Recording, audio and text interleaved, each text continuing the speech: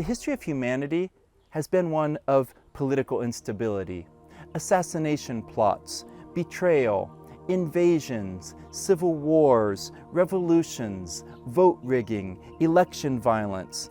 We saw it in the history of Israel and Judah in yesterday's reading from 1 Kings, and it's been happening ever since, up to this very day. There's always a select few who are struggling to get power, and then everybody else just longs to have a government they can trust, leaders who will lead with justice and for the good of the whole nation. People don't know it, but when they're looking for good leaders, what they're really searching for is God. The Psalms continually exalt God as the great and glorious King who's over everything, the King who's worthy of praise, the King who can be trusted as God, even when circumstances seem to be at their worst. Today begins with Psalm 72 with a prayer for the King of Israel. Most likely this was Solomon. As God's representative and as the leader of God's people, the psalmist prays for the king, that he would rule to the ends of the earth, that the kings of the earth would bow down to him, that he would give justice and show compassion to the poor and the needy, and that the nations of the earth would call him blessed. But ultimately, this is not about the praise of an earthly king, because the only reason that Solomon sat on the throne was to point people to the one true king. And so the psalmist says, "Blessed be the Lord God, the God of Israel, who alone works wonders.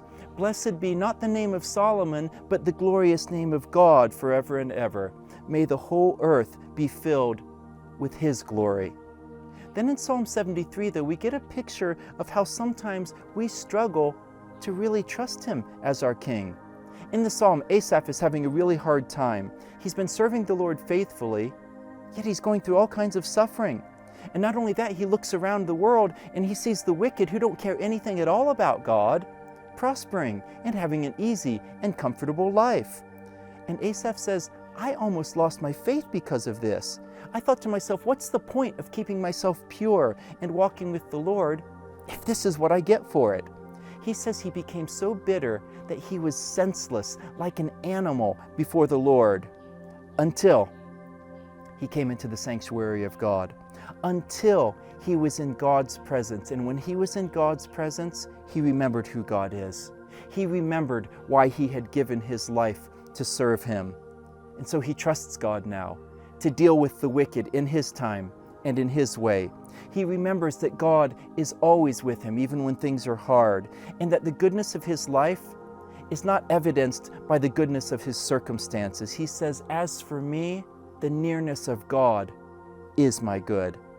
And then his heart is once again turned towards God in faith. He says, "Who do I have in heaven except for you? And besides you, Lord, there is nothing that I desire on earth." He says, "My flesh and my heart might fail, but God is the strength of my life and my portion forever." But then in Psalm 74, Asaph proves again that he's human just like we are. So in Psalm 73, he has a wonderful realization about the Lord. But then in the next psalm, at least for a brief time, he's struggling again. But this time it's not about Asaph's personal circumstances. It's because all of God's people are being oppressed by their enemies. And he says, "Lord, what's going on? Why do you allow this? How long are you going to let this continue?" But then Asaph remembered again. Verse 12, he says, "Yet, in spite of all of that, yet God is my king from of old. He is the creator and sustainer of all things." And he says in verse 16, "Lord, the day is yours, and yours is the night." And so he's able to simply place his life, as we need to be able to do every day, into the hands of the one God who is the only true and worthy King.